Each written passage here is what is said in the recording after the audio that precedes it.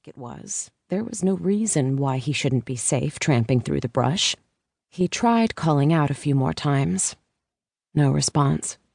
The car doors being open, like an alien abduction had just occurred, was creepy as hell. The hair on the back of his neck was standing up straight, as if someone were staring at him from the forest. "No, wait for the sheriff's deputy to arrive," dispatch said. "Better safe than sorry." Better safe than sorry? What the hell? Sure, he was a park ranger, not a cop, but he carried a gun. Even though he was new to the area, he'd lived in Washington State most of his life. He knew what was out in the dark. Yeah, he wasn't going to hang out by his Jeep waiting for the cops to get around to this. Who knew how soon that'd be? He looked both ways along the deserted highway before feeling like an ass and stalking toward the forest with his flashlight pointed at the ground. The brush and grass looked to have been disturbed, but prints were difficult to make out in the dark. He was careful not to step on the path he saw.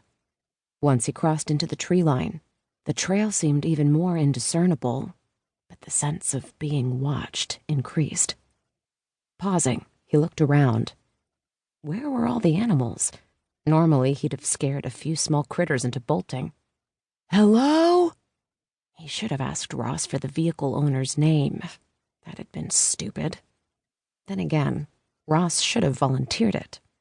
He could go back and search the glove box, but something about this screamed crime scene, and he didn't want some pissed-off cop snarling at him because he had to touch everything, especially since they were treating him like a preschooler who needed someone to hold his hand before he could go into the forest.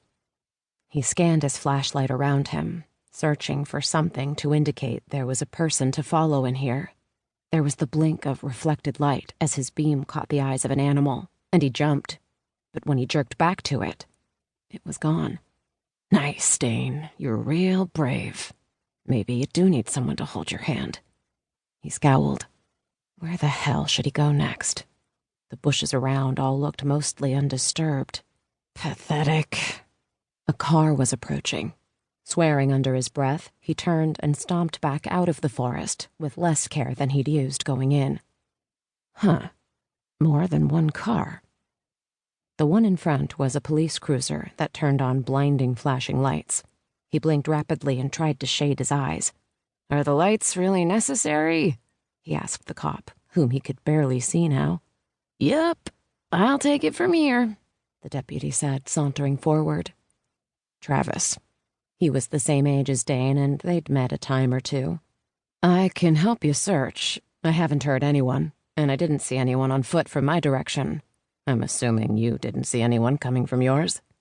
"Nah, but I got this. You can go on home." Dane stared at him. This didn't add up.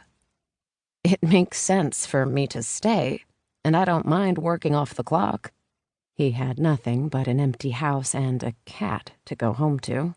Spending a few hours doing something worthwhile might lift this mood he'd been in. Travis shook his head. "I've got someone to help, and we'll call you back if we don't turn up anything." He squinted at the other vehicle. Who? And why couldn't he help? If this was some sort of locals-only thing, he'd misjudged Travis. The man seemed intelligent, but he hid behind a fairly convincing image of an idiot. "Tracker. He's a local. With it being so dark and all, we'll try it this way tonight and get back with you." He met Travis's gaze. "You know sending away another set of eyes is stupid as hell." There it was, a shrewd look that was quickly smothered. "Yep, but that's how the sheriff wants this played." "Then the sheriff is an ass. And if something happens to whoever owns that car because you sent me away, I'm not keeping quiet about it." Even with the flashing lights still blinding him, he saw the white of Travis's smile. "Dane, I don't think anyone expects you to stay quiet very long. I'll keep you in the loop."